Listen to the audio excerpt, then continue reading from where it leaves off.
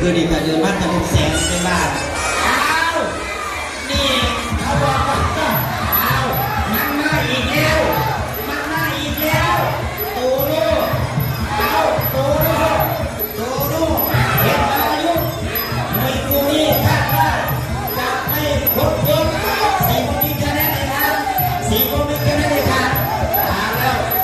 โตโน่กับเห็นอายุเสียงเตียงไปใส่อ้าวสร้างบริการทางไม่เอาไม่เอาไม่เอาสร้างดินสร้างบุการสร้างที่รู้ไหมว่าไม้ไผ่เตะเอาลูกได้แล้วไอ้พระเจ้าโดนแม่มาโดนทีเอาพิพายุเห็นออกอาการให้ผู้ต่อสู้เห็นเลยเก็บอาการทำตามว่าเก็บทำตามว่าเก็บเอาเดินตีเห็นอายุตีขึ้นไปแดงตีไปมาไปมาเตะขึ้นเห็นอายุไปลงไปเนี่ยไปลงไปเนี่ยเห็นจับเจ้าไปแล้วเลยมาเตะกันมาสู้กันเอา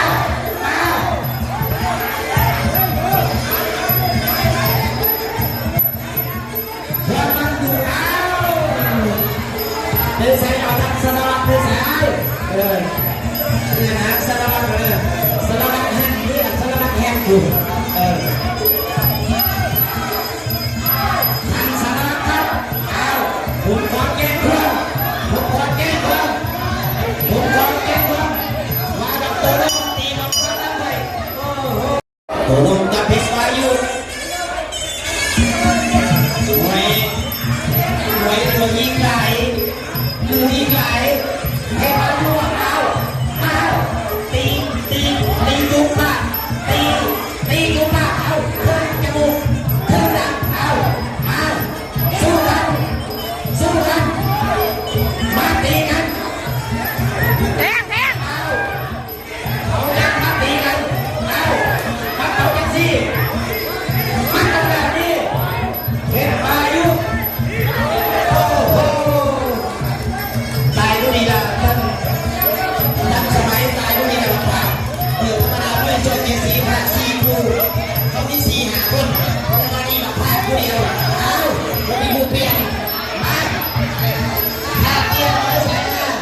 ไปดีก็คือสงครามกับเมืองตัดประเทศเราเอาแล้วมาโตโน่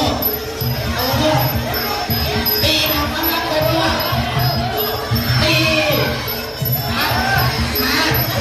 เกี่ยวมันกันมาบอกมีเนี้ยสิเห็นบอกมีเนี้ยสิเห็นเอาอยากการพูดให้ได้พูดกันใจบอกมีเนี้ยสิเห็นคุยอะไรการพูดทำพูดกันแนวเลยเอามาโตโน่เด็กพายุเอาโอ้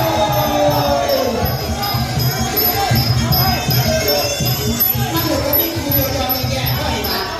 ก็มีหินกับอยู่ถ้าบอกสุดกับใครกันไม่เข้าโอ้ยเดี๋ยวนี้มันจะตายกับแพ้เลยตายคนได้หน่วยมันโตโน่เด็กอายุตีขาอะไรเนี่ยนะสอดมายุ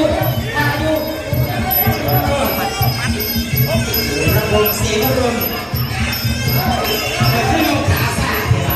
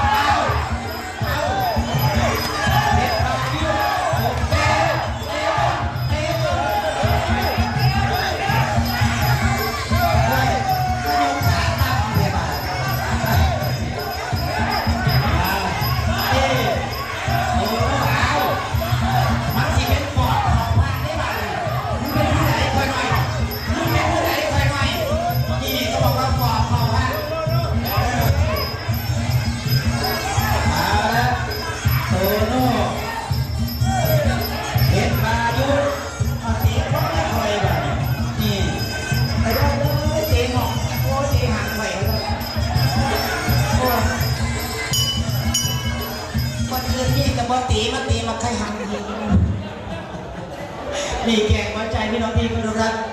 แพ้ชนะไม่สำคัญอยู่ที่น้ำใจนักกีฬาผลปรากฏชัดชัยชูเมอร์นี่นะฮะ จานนักมวยยัง แด ไม่ งนะนี่คุณโตโน่